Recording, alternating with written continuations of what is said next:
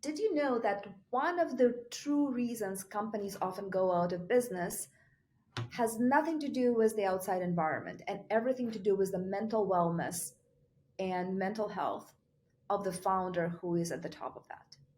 I'm a venture capitalist out of Austin, Texas. I know this, I see this firsthand. I care about this deeply because I care deeply about the founders first and foremost. They will be the ones that will create the new breakthroughs. And in our society, this topic is often ignored. You often hear toughen up.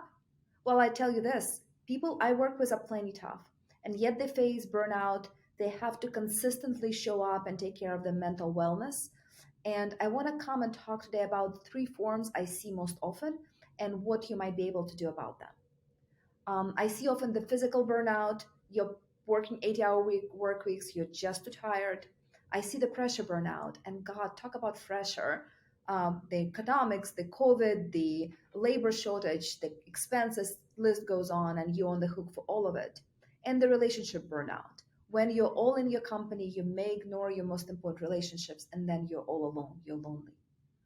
Three of those things, if you don't pay attention to them, could ruin your business without you even realizing that. And most importantly, they will ruin your life. I care about them deeply, so let's dive in and let's tackle them one at a time. Physical burnout.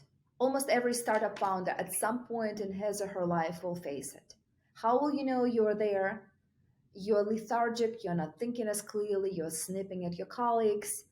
It is actually not surprising because we're working 80-hour work weeks, we're answering our phones 24/7.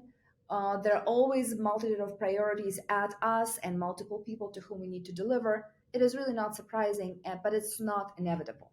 And the thing is, I'm going to talk about some things that you probably have talked about. The reality is, if you talk about this very issue with high performing entrepreneurs, people who have done it before, they will prioritize that.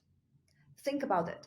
Often I compare entrepreneurs with elite athletes. And if you look at how they train, a period of intense training is always followed by intense recovery.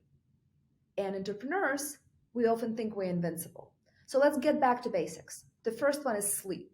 The most underrated performance enhancing drug that is free, available to everyone, and always, always work is sleep. You're kidding yourself, you're getting more productive.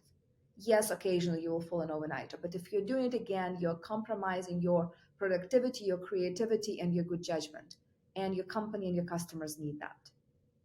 Second, moving. Whatever you do, it could be the after dinner walk, it could be an early morning run, it could be a pickup game of basketball. Getting your body moving gets all those negative energy out of you, it refreshes you, it's going to pay back in spades. Breathe. 5 minutes of meditation. If you look at all of the successful entrepreneurs, they have some form of resetting intention, being with themselves, flushing the thoughts, observing themselves from the outside. Could be as simple as breathing, could be as simple as meditation, could be as simple as journaling. Easier said than done, completely and totally necessary. 4, what you eat. Listen, that's what your grandmother told you. What you put in your body is how your body is going to perform. Going back to my elite athlete comparison, you are elite athlete. Have you seen elite athletes that perform well on a diet of sugary coffee drinks and donuts and McDonald's takeout? Probably not. Care about what you put in your body. And then lastly, the social burnout. While you will not have all of the time in the world to socialize, you do have something. You have to put your network as your priority. You have to hang out with people that feed your soul. They are the ones that are going to support you when the going gets tough.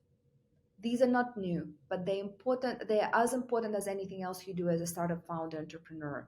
Put them on your calendar, make them happen. Your company and your body and your soul will thank me.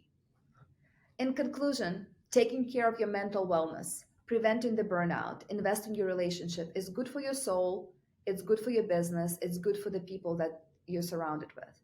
I know this with conviction as someone who is an entrepreneur, as someone who is married to an entrepreneur, as someone who coaches a lot of entrepreneurs. Investing in your mental wellness and putting it on your calendar and treating it as one of the most important things that will help you successful is always a good idea. It'll produce spectacular IRR and you will never ever regret it. Many tools out there. I want to highlight one of our portfolio companies, Schmoody, but they are very cool and unserious way to tackle this serious issue that is fun. But whatever you do, as long as you do something about this, even if just a little bit, even if just 1 minute of breathing, even if it's 10 minutes of walking, if it's on your calendar and do it consistently, you're going to be astounded with the results. And people around you and your business are going to see that. They will not know what's your secret sauce, and you will share that, I hope. Take the mental wellness months as your invitation to really prioritize your mental wellness. Good luck.